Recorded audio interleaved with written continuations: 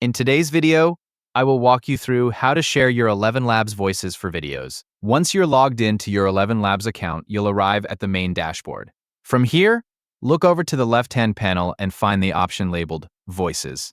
Click on it to open the section where all of your voices are managed.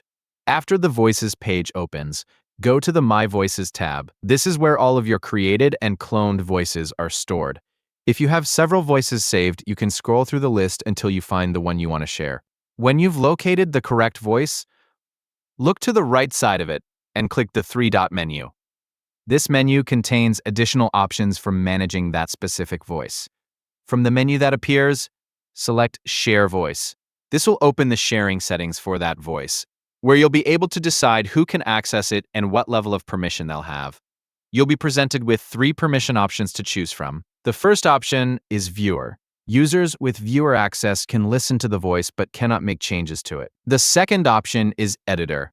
Editors are allowed to make changes to the shared voice, making this a suitable choice if you're collaborating with someone who needs editing access.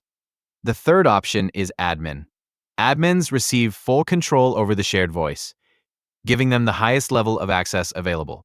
Before continuing, choose the permission level that best matches the type of access you want to provide.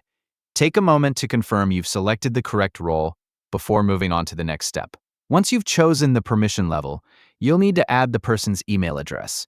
Locate the email field provided in the sharing window, then type in the email address of the person you want to share the voice with. After entering their email address, review the permission you've selected one more time to make sure everything is correct. Once the email has been added with the appropriate access level, the voice will be shared with that person.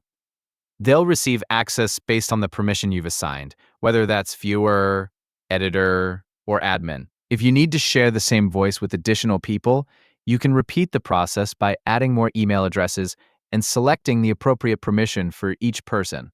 Thanks for watching, and don't forget to subscribe for more ElevenLabs tutorials and helpful guides.